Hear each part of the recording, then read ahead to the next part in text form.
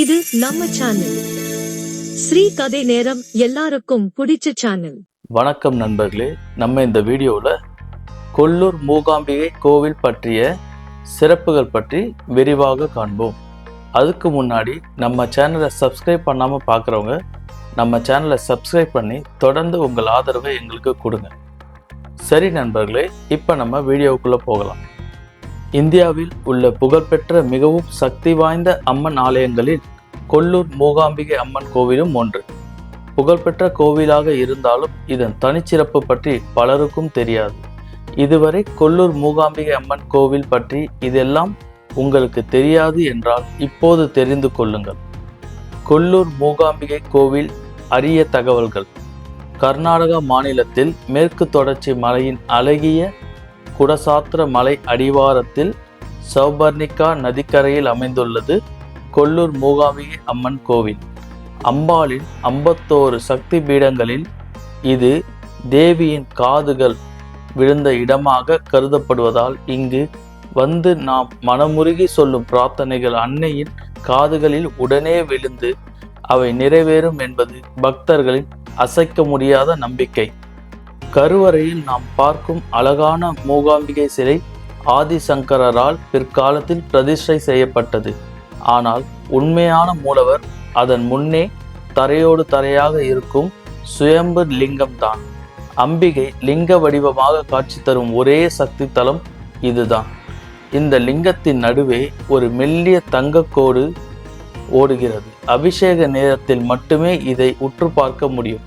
இதன் இடது பாகத்தில் முப்பெரும் தேவியரும் காளி, லட்சுமி, சரஸ்வதி, வலது பக்கத்தில் மும்மூர்த்திகளும் பிரம்மா, விஷ்ணு, சிவன் ஐக்கியமாகி உள்ளனர்.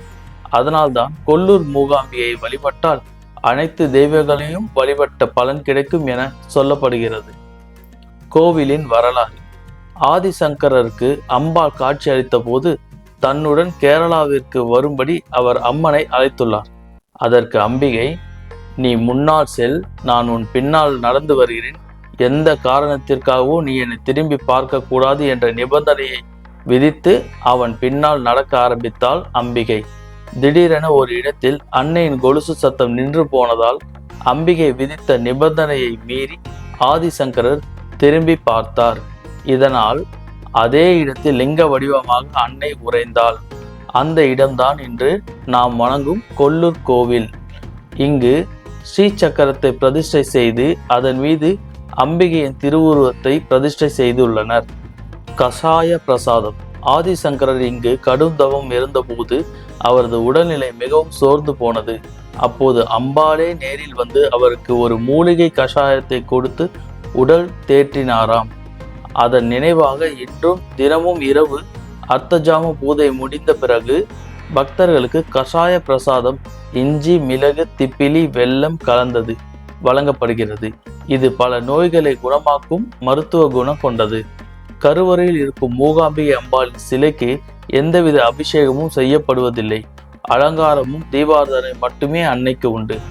அத்தனை அபிஷேகங்களும் அதன் முன்னிருக்கும் சுயம்பு லிங்கத்திற்கு மட்டுமே நடத்தப்படுகிறது. கன்னியாகுமரி பகவதி அம்மனுக்கு மூக்குத்தி சிறப்பு வாய்ந்தது போல் மூகாம்பிகை அம்மனுக்கு அவளது மார்பு மற்றும் இடையில் அணிவிக்கப்படும் பச்சை மரகத பதித்த பொற்சரம் தங்கச் சங்கிலி மிக விசேஷமானது. வினோத வழிபாடு. இங்கு ஒரே நாளில் அன்னைக்கு 3 விதமான வழிபாடுகள் செய்யப்படுகின்றன.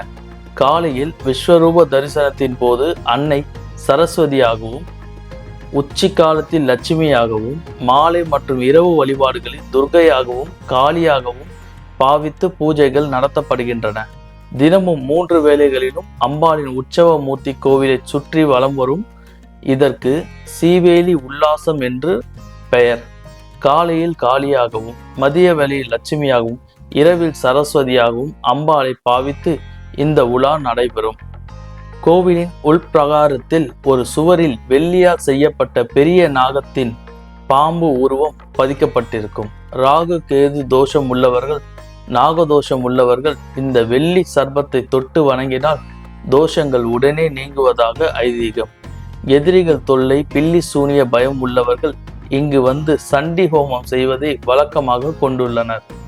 அசுரனை வதம் செய்த அன்னை என்பதால் இங்கு செய்யப்படும் சண்டி ஹோமத்துக்கு வீரியம் அதிகம் என்று நம்பப்படுகிறது. ஆச்சரியமான தகவல்கள். புராணங்களின்படி கேரளா மற்றும் கர்நாடகாவின் கடற்கரை பகுதிகளை கடல் அரசனிடமிருந்து பரசுராமர் மீட்டதாக கூறப்படுகிறது. அப்படி அவர் உருவாக்கிய 7 முக்தி ஸ்தலங்களில் கொல்லூரும் ஒன்று.